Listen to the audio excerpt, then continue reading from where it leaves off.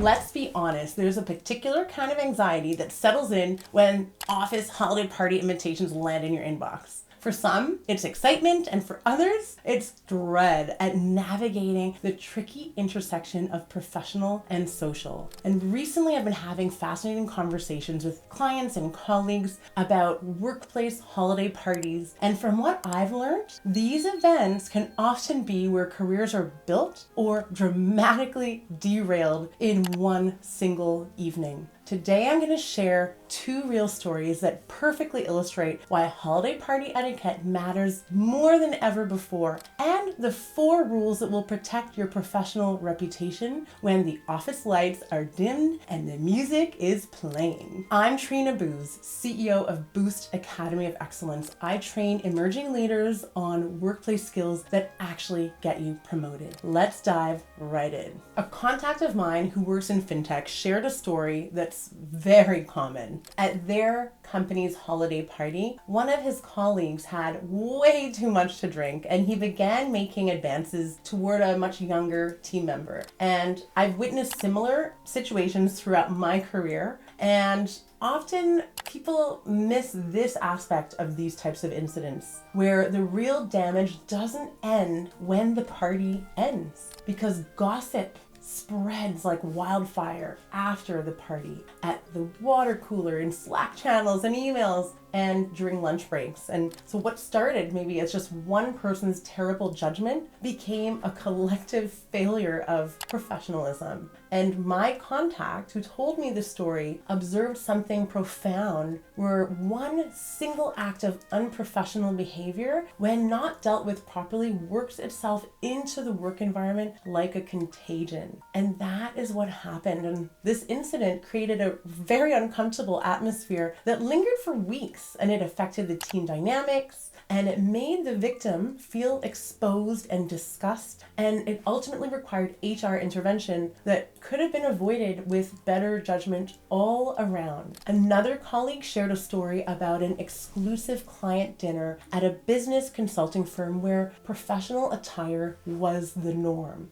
and especially for client events. So this was the kind of dinner where only top spending clients are invited to a private upscale location. And the entire team understood the assignment, which was holiday attire with professionalism at the forefront. But one younger employee had a very different interpretation of what that meant. She arrived in spaghetti straps and a very revealing top, more, I'd say, nightclub than boardroom. And when she heard party, she likely thought of a social celebration and didn't fully consider the work part of the equation. So while fashion is subjective and personal expression matters, this wasn't a nightclub or a personal celebration. It was a business event at a firm known for its professional standards, and it was designed to strengthen client relationships and showcase the company's credibility. The discomfort was palpable. Clients didn't know where to look, and the young woman had inadvertently shifted the focus from her team's accomplishments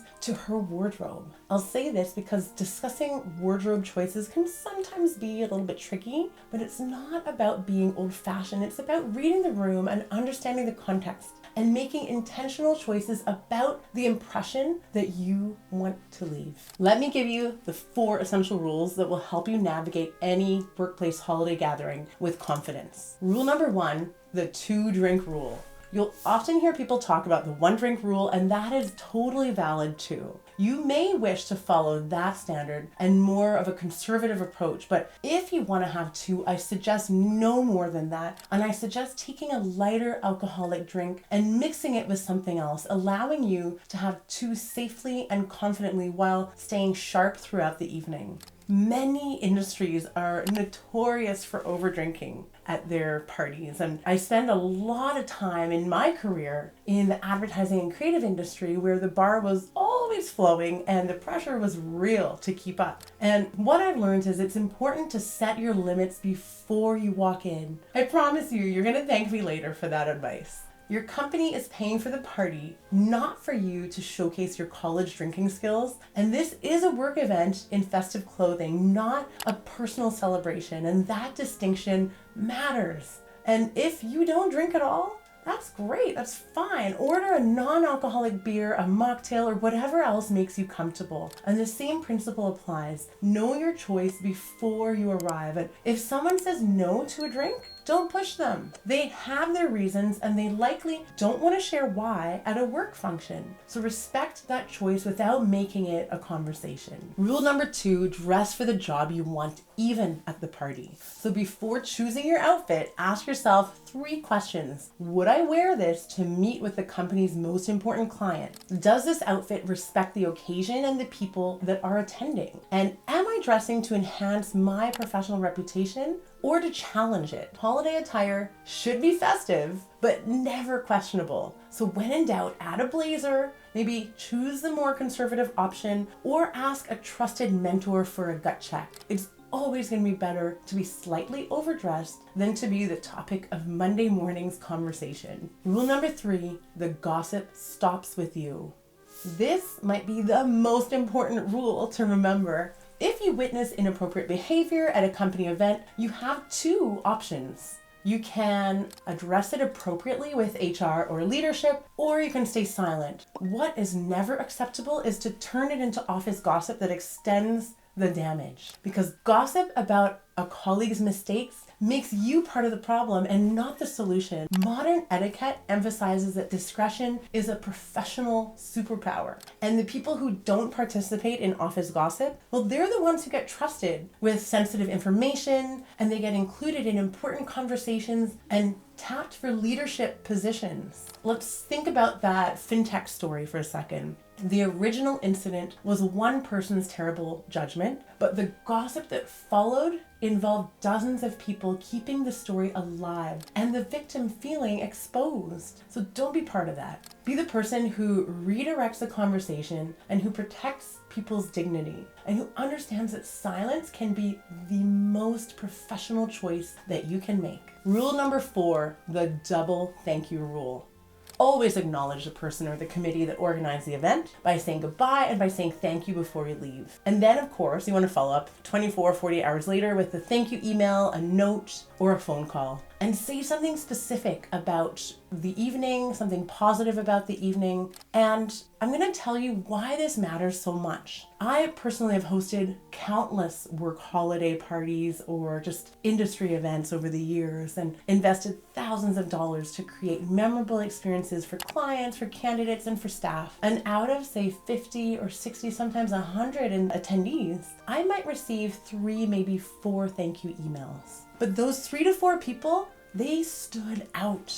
And I remember them because they demonstrated consideration, professionalism, and gratitude for the effort involved. And this simple gesture takes maybe 60 seconds and it sets you apart as someone who understands gratitude and professionalism. And if it's a committee that's organized the event, acknowledge their work. And these small acts of appreciation can create lasting positive impressions. So if you're feeling anxious about an upcoming holiday gathering, that anxiety might actually be a gift. It means you're taking it seriously, you're thinking ahead, and you're wanting to show up well. So prepare for the holiday party the way that you prepare for an important presentation. Plan your outfit in advance, get a second opinion if needed, and set your personal drink limit before you arrive. Decide right now, I'm having 1 glass of wine and then switching to sparkling water. And know your exit strategy as well. It's always better to leave while the party's still going strong than to be the last person standing. There's absolutely nothing wrong with making an appearance, engaging genuinely with colleagues and leadership, and then gracefully excusing yourself after an hour or 2. And the professionals who navigate these events well are not the ones who stay the longest or party the hardest. They're the ones who show up authentically, connect meaningfully, and leave people with a positive impression of their judgment and professionalism. Your career is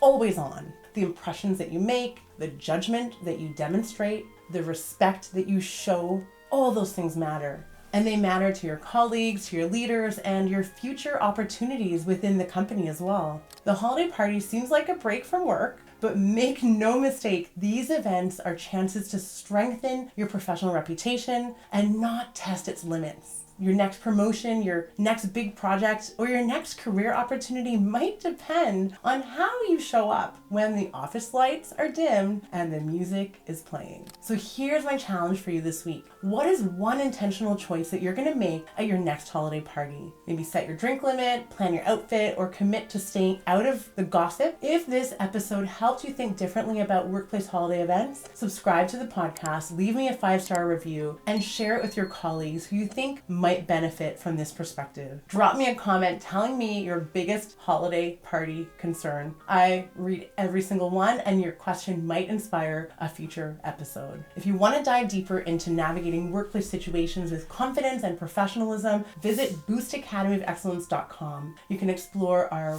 courses or workshops, and if you don't see anything that fits your needs, reach out directly and we can schedule a call. Thanks for listening. Now go make intentional choices that your Monday morning self will thank you for. I'll see you in the next one.